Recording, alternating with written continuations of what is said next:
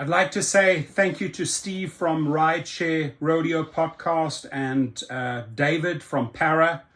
They produce excellent shows each week, and I always love being a guest on their shows. Now, Uber Teen and Uber Shared. Uber Shared, it's harder to opt out because they've bundled it with UberX now. But Uber Teen is an absolute no-no, right?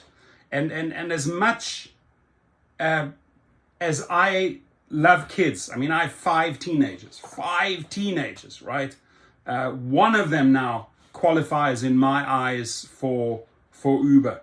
He's over 19, he's 20, he just turned 20, right? But the others don't get into an Uber for many, many reasons, right? And as a driver, here is the main reason I would pass on this. If something goes wrong, if there is an accusation by a teenager, they're allowing 13 and 14-year-olds in your car, right? If there is an accusation that you just touched or sexually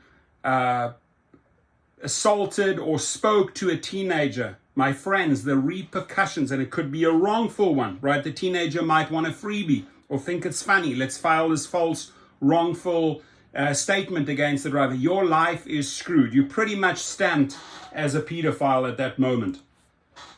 So check it out. Back to Uber Teen. I am outraged because since day one, when I started in 2015, all the changes that were bad and negative, at least I always relied on that.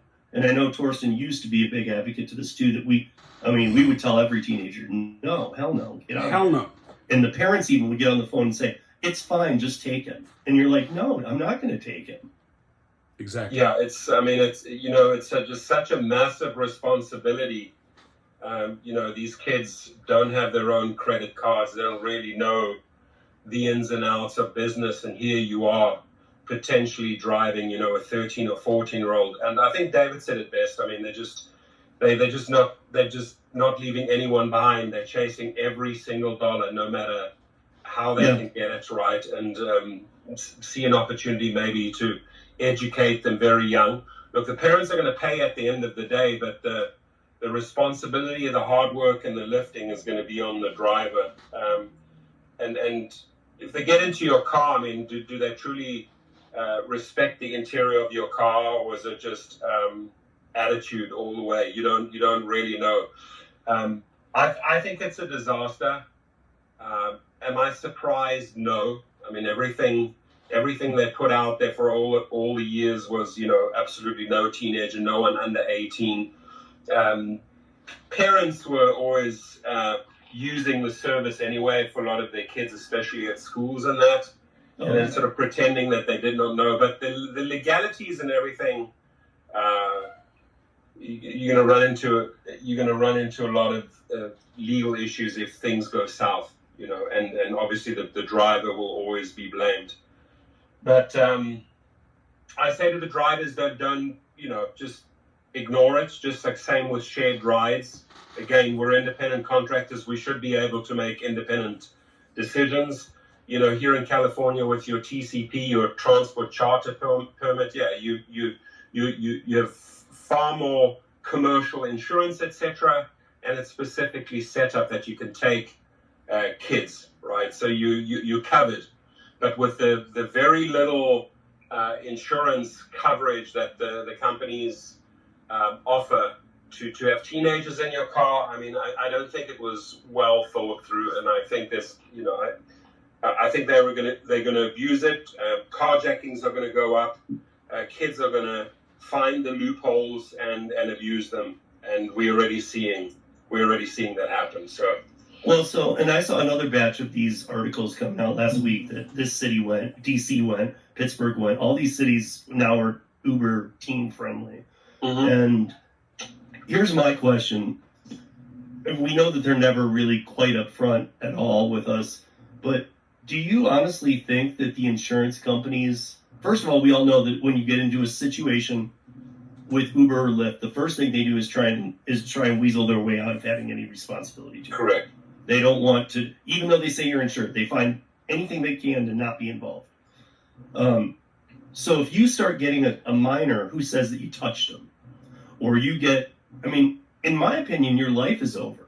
Yeah, then you'd be wrongfully stamped as a pedophile, right? I mean, the wrongful deactivations are rampant. I had a 30-minute conversation with David Risher about a few topics. 10 minutes was dedicated to wrongful deactivations, and he agreed with me on the phone in the Zoom call that yes, a lot of riders are also just abusing the platform, trying to get a freebie, and we're going to put a process into place, which he promised, and I hope to see it happen, which would accelerate the process and turn a lot of those wrongful deactivations into drivers getting access to the platform. But what happens when a teenager pulls the same nonsense, right? What if a teenager wants a freebie and said, "Oh, mom, he started touching me," or whatever? And I mean, it's just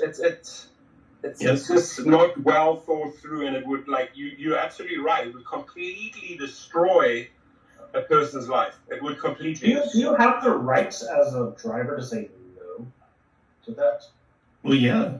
But you No, do, I but mean, at the you back tell- end, you're going to get punished again, I mean. Yeah. Oh, no, what I meant is not that. I meant so you can't tell them, "Hey, I want to opt out of Uber Teen," right?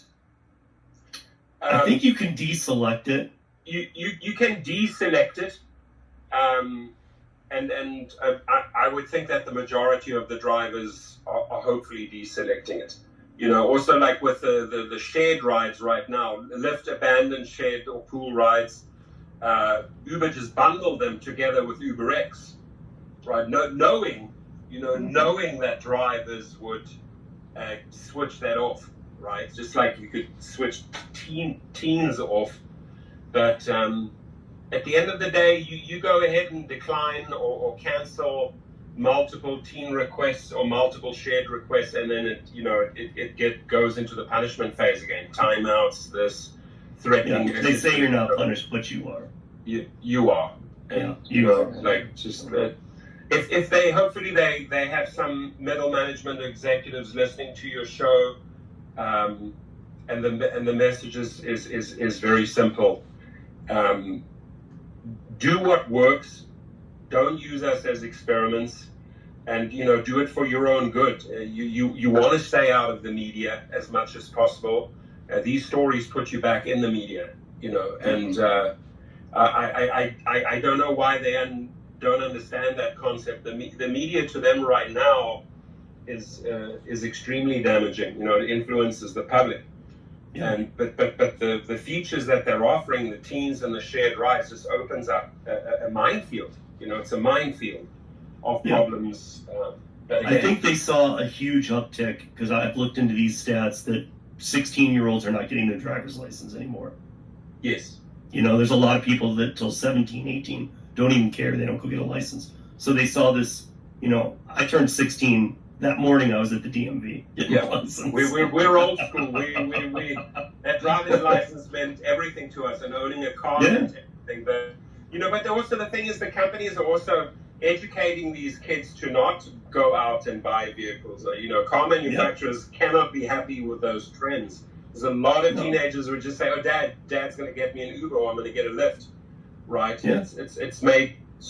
It's so easy. So where is the incentive of going out and getting your driver's license and taking some responsibility in life, paying for the car, paying for your own gas, paying for your own insurance? It's all taken away from a child. Well, I think you're going to get a lot of teenagers too who party and are wanting rides home. Who knows what happens to them on that ride home? Yeah. You don't know what they've been doing that night. They could have been doing drugs. They could have been drinking too much. They could be alcohol poisoned in your back seat. And for a kid, that's not a lawsuit. You're crazy. And for a kid, knowing that the parents are paying it, hey, grab an Uber with me. It makes them look cool, right? If a 16-year-old guy is facilitating an Uber ride for a couple of young little teenage girls, right? So we haven't even scratched the surface, gentlemen. It's coming. There's a lot of accidents in the pipeline. There really are. Love these guys, and I appreciate them for bringing these good questions to the forefront. Right, really good questions. I mean, look at the look at the amount of excellent questions asked about this serious topic, right? I'm invited to answer, give my opinion. I'm always very direct, very black or white. I don't mess around in the gray zone very much. You know that about me. But they facilitate good sessions here at Rideshare Rodeo. So thank you, Dave at Para. Thank you, Steve, once again. And I'm excited to be on your next show. Take care, my friends. Your comments, please.